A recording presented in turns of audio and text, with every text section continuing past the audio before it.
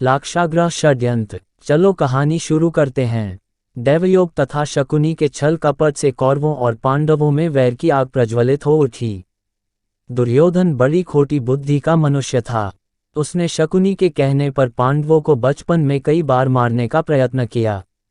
युवावस्था में आकर जब गुणों में उससे अधिक श्रेष्ठ युधिष्ठिर को युवराज बना दिया गया तो शकुनी ने लाक्ष के बने हुए धर में पांडवों को रखकर आग लगाकर उन्हें जलाने का प्रयत्न किया, किंतु विदुर की सहायता से पांचों पांडव अपनी माता के साथ उस जलते हुए घर से बाहर निकल गए।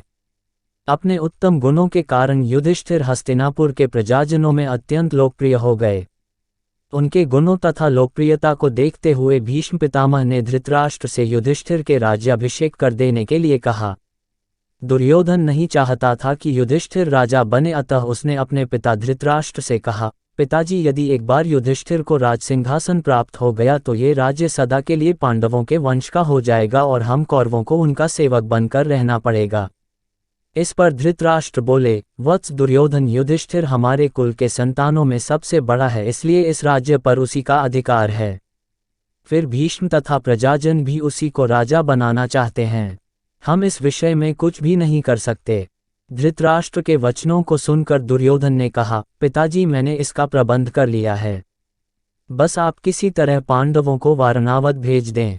दुर्योधन ने वारणावत में पांडवों के निवास के लिए पुरोचन नामक शिल्पी से एक भवन का निर्माण करवाया था, जो कि लाख, चर्बी, सूखी घास, मूंज जैसे अत्यंत ज्वलनशील पदार्थों से बना था। दुर्योधन ने पांडवों को उस भवन में जला डालने का षड्यंत्र रचा था।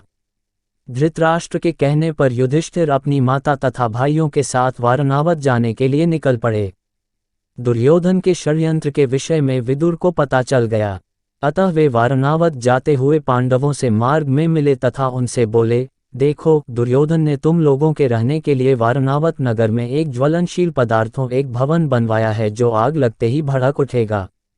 इसलिए तुम लोग भवन के अंदर से वन तक पहुंचने के लिए एक सुरंग अवश्य बनवा लेना, जिससे कि आग लगने पर तुम लोग अपनी रक्षा कर सको। मैं सुरंग बनाने वाला कारीगर चुपके से तुम लोगों के पास भेज दूंगा। तुम लोग उस लाक्षागृह में अत्यंत सावधानी के साथ रहना। वारणावत में युधिष्ठिर ने अपने चाचा विदुर के भेजे गए कारीगर की सहायता से गुप्त सुरंग बनवा लिया। पांडव नित्य आखेट के लिए वन जाने के बहाने अपने छिपने के लिए स्थान की खोज करने लगे। कुछ दिन इसी तरह बिताने के बाद एक दिन युधिष्ठिर ने भीमसेन से कहा, भीम, अब दुष्ट पुरोचन को इसी लाक्षागृह में जलाकर हमें भाग निकलना चाहिए। भीम ने उसी रात्रि पुरोचन को किसी बहाने बुलवाया और उसे उस भवन के एक कक्ष में बंदी बना दिया। उसके पश्चात भवन में आग लगा दिया और अपनी माता कुंती एवं भाइयों के साथ सुरंग के रास्ते वन में भाग निकले।